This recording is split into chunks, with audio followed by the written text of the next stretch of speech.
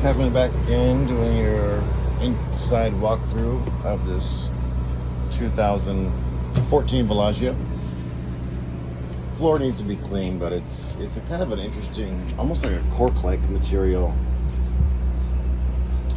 And this, it's sometimes I'm not sure if I'm just kind of bouncy on it. Like it kind of feels like a playground, actually. One of those softer in its way. So I'm not sure if that's what I'm experiencing, or maybe there's just like a couple little areas where it's a little. It's really not. Like I don't think it's from water damage or anything like that. But it's almost like spongy or something, springy, but not. Like I said, it looks flat. Feels good overall. I just like to point every little thing out that I can. But let's continue on with the walkthrough. So the sink, I like the way they do this because you have more counter space this way, and then you got this pop-up sink with a rig when you need it.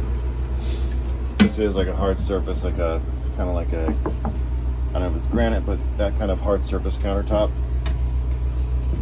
There's your 2-burner stove. A little bit of storage up there. The cabinets are nice and, they don't see staining and stuff where people left, sticky stuff or something. And got some decent storage there. The refrigerator, it's still about a 6 cubic foot fridge, I think, maybe 6 or 6.5. Even though the freezers up here, it's not that much different than a regular size freezer on these small double door refrigerators. Good time to point out that there aren't any unusual smells in here, any weird odors. Doesn't smell like super cleaner or anything like there was pets. It just smells totally normal to me.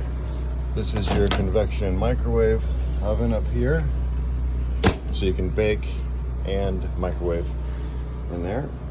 Your corner bed. There's some decent storage up above here. This is your table that goes in front of the sofa when you want to put it there, and that turns into another full bed too. This whole thing like pulls out, and then this flips down, and there's like a mattress. This is like where you sleep on top of that part, and then so I think it's like basically like a double or maybe a queen. But it's nice, comfortable sofa. So you've got your closet here. Cabinetry's nice. That could be pantry or whatever kind of storage. Shelves here, nice and deep. Bathroom has a little bowl sink. Oops, medicine cabinet. Yeah, nice. It's in good shape. A lot of times you'll see stains down here from chemical spills, and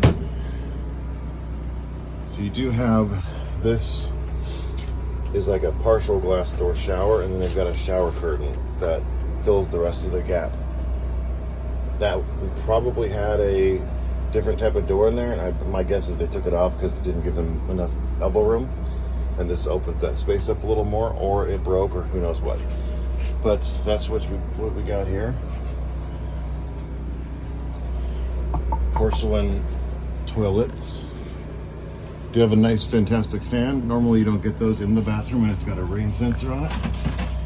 So basically that'll open and close on its own if you set the thermostat to a certain point. Or you can use it, keep it on all the time as a regular attic fan. And then there's another one over here in the living room, which you use for exhaust in the kitchen and cooking and all that. So I did notice just now as I'm walking through, this is a piece of trim, and it's like the plastic on the outside of the trim is just loose. I mean, there's underneath it's regular wood. There's no water damage. There's no soft spots up here.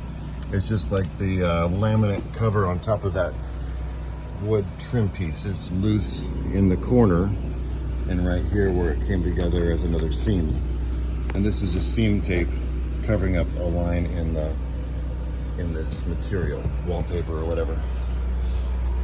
So something I just point out because I think it's just so you don't have any question about it. You'll see here a little bit too. It's just like the glue that held this little piece of tape is just starting to, and this doesn't look like it's going to get any worse. It probably even came like that from the factory and nobody ever was too worried about it, so they left it. You've got a couple storage spots up here. Now, I think you asked about the spec sheet. I don't know that there is one. You might be able to take the VIN number and give it to Renegade by giving them a call, and they may send it to you. But if I find it in here, I will send it to you that way too. It's not too common we'll have it, especially on a trade-in, but sometimes you can get it, and sometimes these smaller, you know, brands that are like, you know, a little bit more customized, like this brand, will still have it in their system. Oops, that's not good. I'll fix that in a minute. So anyway, but this looks like you're basically the folder they put together for you, like owner's manual. Storage up above here. So as far as like this piston looks like it's, you know, it's not holding up the door all the way. That's not a big deal. You get in here once in a while and you can hold it up. It still holds itself up. You know, plenty of space to get in and out. But that's something that an inspector may or may not notice, so I'm pointing it out to you. Looks like there's a plug in there too. And then in here, you've got all your controls. So you got some stabilizer jacks. There's your awning control, slide room, hot water heater, and then your generator only has 233.9 hours, not very many hours at all. That's just telling your levels for your tanks. All that stuff's behind here. I think that's enough for now. We got about 7 minutes of the walkthrough. I guess I can show you the front here too. So there is a piece here missing from the Mercedes to do the lumbar support. I would have them replace that. That's something they can order from Mercedes. And so that's something I would expect them to fix. Anything mechanical, they will fix. Anything that has to do with the functionality of the motorhome, they'll find and fix. Even at this price point where we've lowered it, because originally we even have on the window here $84,900.